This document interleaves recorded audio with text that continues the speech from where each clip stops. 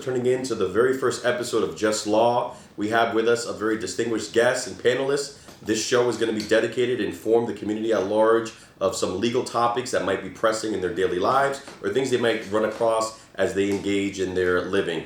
So we want to make sure that this type of programming is insightful, something which hopefully in the near future would be something you could call in and ask your own personal questions of myself or the guests here that are present. But more than anything else is that this is going to be a public service television show to try to provide you, the community at large, information that you find to be hopefully useful as you endeavor in your lives or come across certain legal situation. My name is Dennis Bradley. I'm an attorney here in the city of Bridgeport. And with me today, I have the distinguished pleasure of interviewing Mr. Vincent O'Banner. Vincent O'Banner is a proprietor of OB Investigation Services. His services go throughout the state of Connecticut, but are especially dedicated in Fairfield County and in New Haven County. And if you need his services, I'm sure we're going to have his information up there on the site so that you can contact him directly for any of the investigative services. But we want to get to know a little bit more today about what an investigator does and what the process is, and introduce you here, Vinny, to the show. Thank you for being here with us. Hello, good evening. So, Vinny, this is something we want to make it relaxed for the community so that people can get a real conversation here that hopefully is going to be helpful for them. Vinny, tell us a little bit about your background, how you became an investigator, and what inspired you to kind of do that type of job. So, I started in law enforcement in 1988 at the PD here in Connecticut, and I did over a total of 30 years in law enforcement. I was a detective for about 15 years, and after I retired, I took one other job, and then I decided that, hey, I still wasn't through with law enforcement, and I want to still be involved. So I started my own private investigation business in 2020. That's awesome. So, and let me get this right. You were a police officer for over 30 years or 30 years plus. Do you have to be a police officer to be a private investigator? Is that a requirement? Well, that's not the only requirement. You can be a police officer, I think, a detective for 5 years, or a police officer for 10 years. And then the other thing, if you work for a private investigator for 5 years, you could also apply. I think that you could also, there's some courses that you may be able to take. I'm not quite sure what that, but some courses you may be able to take to become a PI in Connecticut.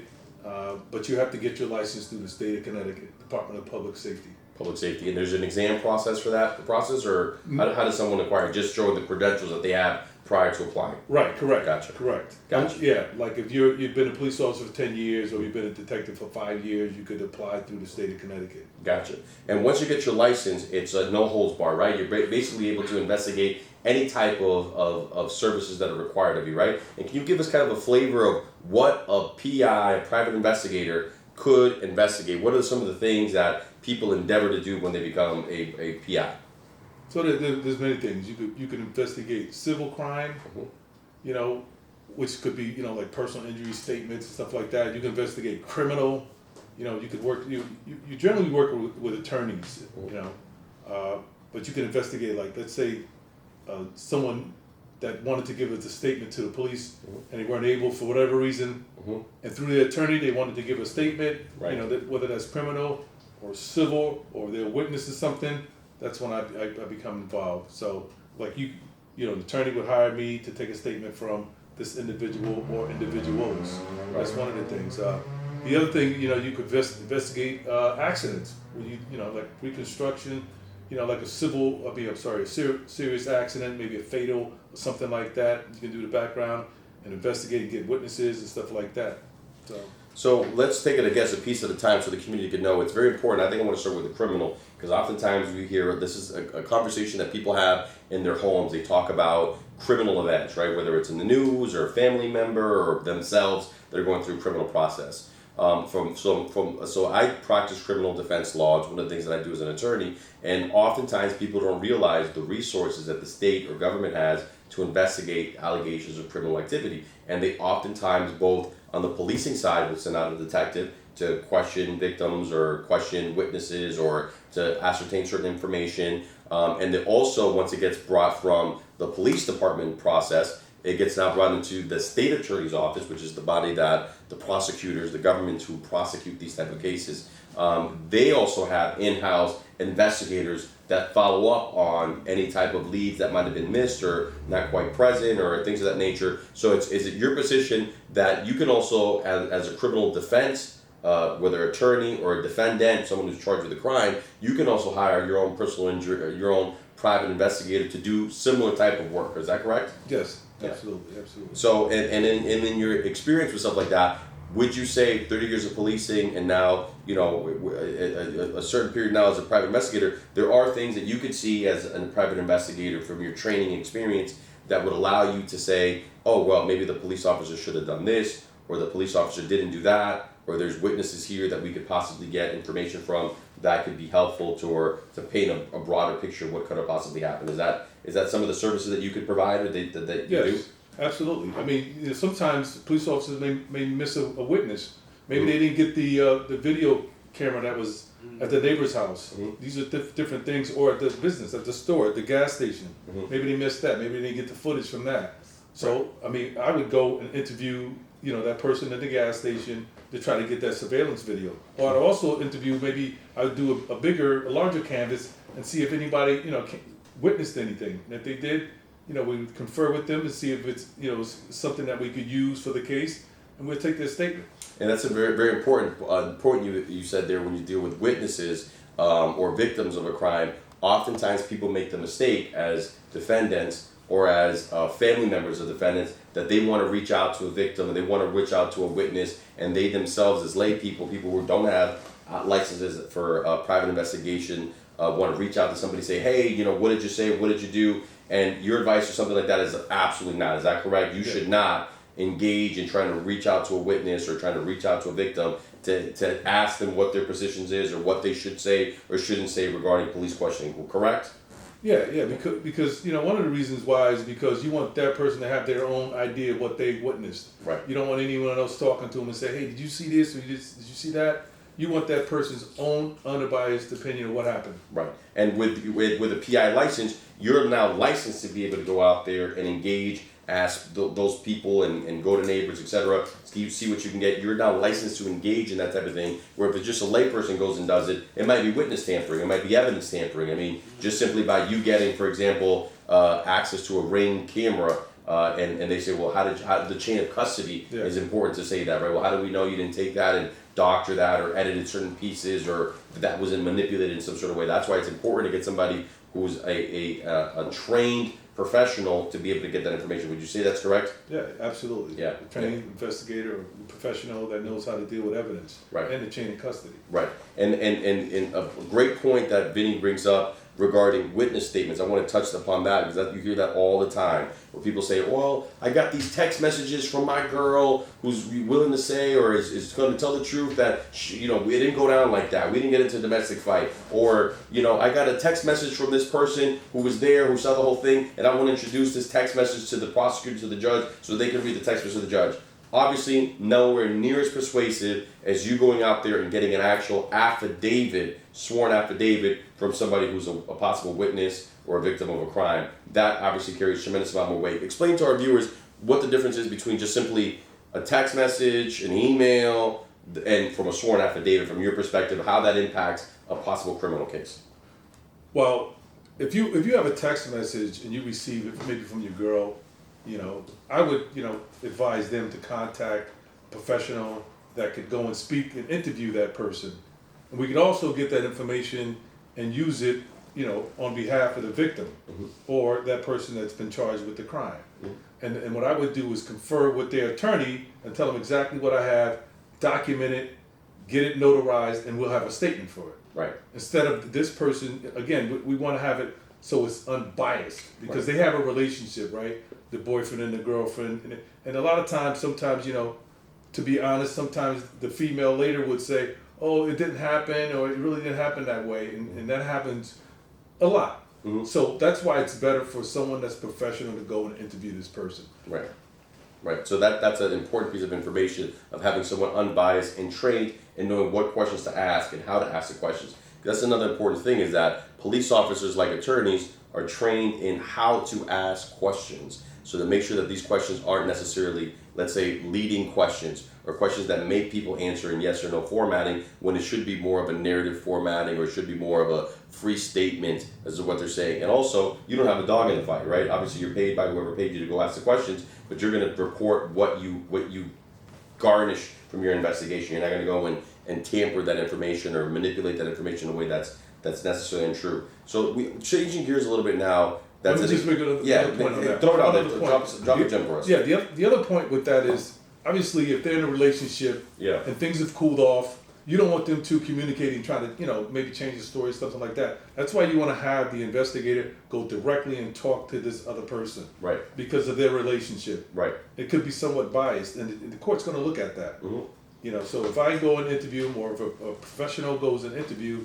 the victim afterwards, at least we can kind of get an unbiased opinion about what happened. Right. And it's a very interesting point, and also very important to note is that the government is doing exactly the same thing, or the state is doing exactly the same thing during the course of these types of criminal charges, right? I mean, they're sending out their investigators, they're sending out their detectives, they're sending out their police officers to garnish this information. The state attorney themselves will call possible witnesses or victim and question them as to what their positions are on certain things. There's victims advocate. There's a slew of folks within the government that are out there who are doing the same thing. So it's vitally important, would you say, Vinny, that if you're charged with a crime and you find yourself in that part of your legal strategy, especially if it's a significant crime, should be inquiring the services of a private investigator like the services of OB Investigations, because what you're going to get is someone doing the hard work that they're doing against you on your behalf. Is that something that you think would be helpful? Yes, through your attorney. Yes, yeah. I think it's an important piece of information, because oftentimes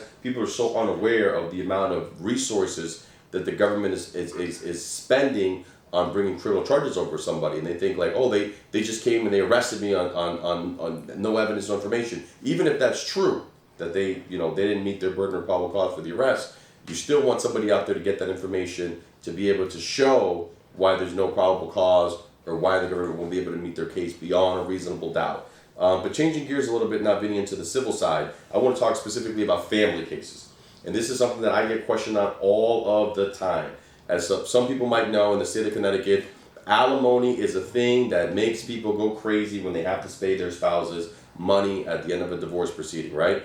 And one of the ways that you do not have to pay alimony after it's been ordered, if you can show that your spouse has been cohabitating. Talk to us about how you go about doing a cohabitation investigation and determining whether or not a person should not have to pay an alimony expense at that point. Well, I mean, a lot of times it's court ordered, right? In the divorce decree, right? So that's already in the divorce decree. So if you're cohabitating, whether it's the husband now has a new girlfriend that's living there, and the wife was paying alimony, or most of the time, it's the husband paying the wife alimony, and sometimes she cohabitates. Mm-hmm.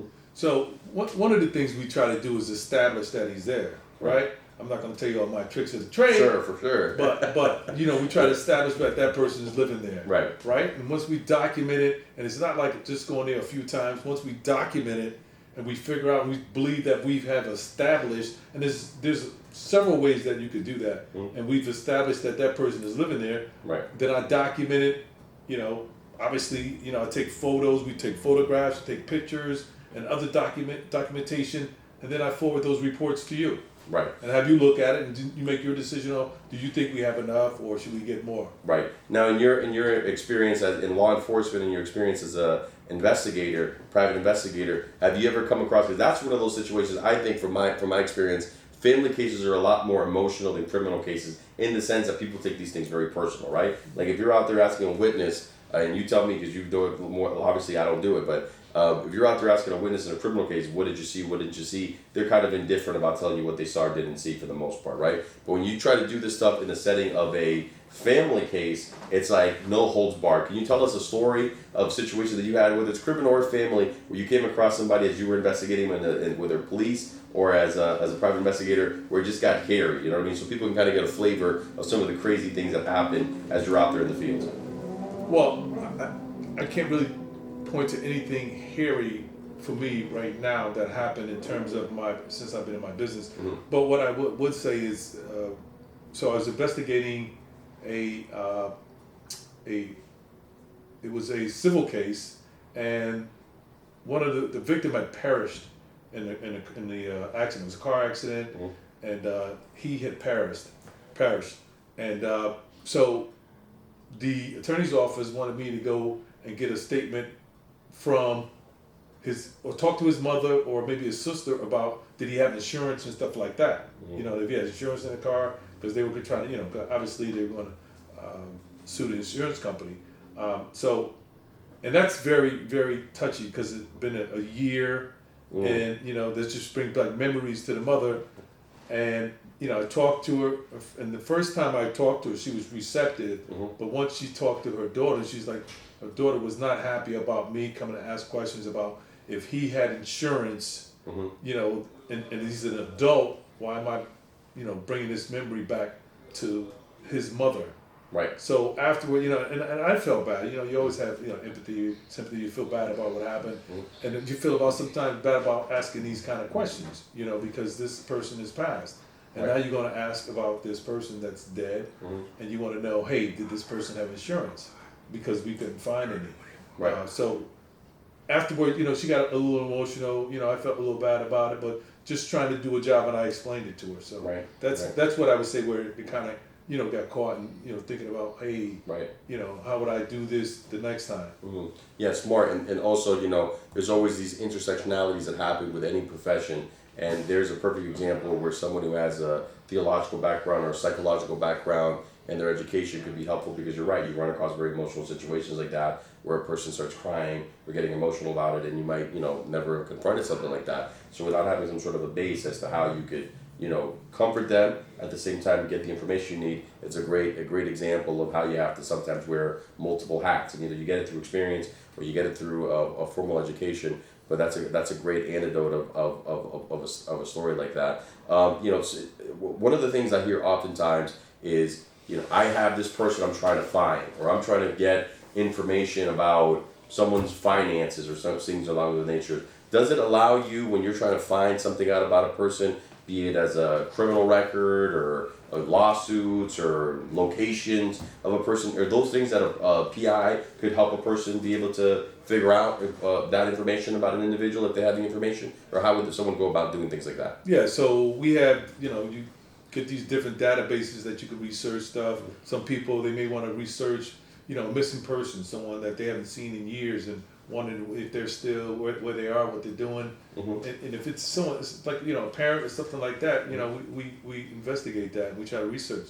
So I would look at through maybe both my third database to try to find out, to get an address. And then I get an address, I get a telephone number, it gives you all this information. Right. So these are databases that you pay for, that you could use to help you do your investigation. Right. Yeah, that's an important piece of information there that private eye can definitely help, because I get questions like that all the time, where they're even about their own selves, where they're saying, well, I lived in 5 different states, and at the time I was struggling with substance abuse, and I don't remember if I got arrested in Reno or if I got arrested in California, but I'm trying to get my criminal records all squared away so that I can apply for citizenship or do some sort of other legal proceeding, and I want to make sure that my criminal record has been sealed or cleansed or nothing's pending. Those are things that your office could help somebody out to get that kind of information and be able to assist them in the correct way. Now, great other story that oftentimes people face is accident cases. Everybody knows somebody who's been involved in an accident. Some people have been involved, unfortunately, in an accident. And there's always a dispute about either getting the cameras from the road, which I don't know what your experience is, whether those work or not, getting the cameras off the road, and how you can reconstruct an accident. How does somebody go about that? Like, what is the basic way of reconstructing an accident and is determining what happened during an accident? So I mean, witnesses is a good thing, right? Witnesses. Yeah. And then where the cars end up, right? The position of the vehicles. I mean, cameras. Sometimes they have cameras all over the place now. A lot of times you might have to FOI it, and obviously there's the problem in Bridgeport right now. I don't know if it's been cleared with people trying to get FOI, camera footage and stuff like that, because they have camera footage on these traffic lights as well. Not all of them, but especially around the center of town. So around center of the city. So one of the easiest things, if you could get that information, FOI it, and get those camera footage along with other witnesses, and the statements from hopefully the people survived. You can get the statements from both parties. Right. And then the positioning of the cars, it says a lot too. The positions of the car. If it's not something that's really a hard collision, sometimes you can see where the cars end up. Right. You have an idea of what happened. Right. Maybe that person was trying to make a left turn. The other one had the right of way and they collided. That's kind of something simple. Right. So I hear a lot of people talk about that a lot of cars nowadays have access to these little things inside, the speedometers that record speeds and things of that. Is that something you guys have the ability to go in and get or look at, or how's that work? Well, when something like that happens, mainly the police are they're gonna grab all that stuff. Police grabs it. Yeah, right. they're gonna grab all that stuff. You'll have access to it through them because they're gonna grab that. Right. Because these things are computers now. These new cars. Right. Now, if it's an older car, you're not gonna have that, so you have to rely on some of the things I just talked about. Right. But with these new computers, cars, you can go and it can tell you a lot. It can tell you the speed, how fast they were going, what time. It's so much. A plethora of information in those vehicles. Right. That's really helpful to know, because people think that's a myth, and they think, well, if I'm going 100 miles per hour plus in the car, how are they going to know that I was going 100 miles per hour? They don't know if I was going 100 miles per hour. But in a lot of these new cars, it doesn't take a rocket science for them to be able to find out that you were traveling that fast. It's going to record it. Yes. Right. The other $1 million question that I always hear all the time is the skid marks on the roads. Whether or not that would be an indicator of speed, and how long it took somebody to brake, and when the brakes were hit, things of that nature. What do you think about that in terms of an investigative tool? Is that something that could be a good indicator that somebody was traveling too fast or took a long time to take brakes, or where they hit the brakes? Yeah, they're going to look at that, right? Yeah. They're going to look at your skid marks. If you have 50 feet of skid mark, 25 feet of skid mark, they're going to evaluate that, and they're going to look at your tires. They're going to look at everything, And then again, if it's a new car, they're going to look at that computer, And then there's something like, if you collide, there's like yaw marks, there's different things like that they come up. Right. I don't know the exact equations. I'm not an expert in accident investigation because they have people that are reconstructionists. Right. But we do hire people to help us to do like reconstruct an entire accident. Right. Which is what they have in some of these police departments and stuff like that. Right. Interesting information, and we want you guys, if you have any questions or inquiries, please reach out directly to OB Investigative Services. This is an organization that has a plethora of experience, a person who understands the delicacy of how to handle situations, and a man who has, here by his own admission, has handled some pretty heart-wrenching cases and some pretty difficult situations in terms of being an investigator, being a police officer for over 30 years. Vinny, we appreciate you coming on the show and you sharing your time with us. And I want to ask you, on a personal note, tell us a little bit about yourself. Like, what are your interests? What are you into? Like, what brought you into policing? What brought you in the investigative world? Tell us a little bit about your background. Who are you? So probably should have started with that. But that's okay. I'll make it short. Yeah. So I grew up in Connecticut. Grew up in a housing project. Right. Okay. Used to play ball back in the day. Got injured.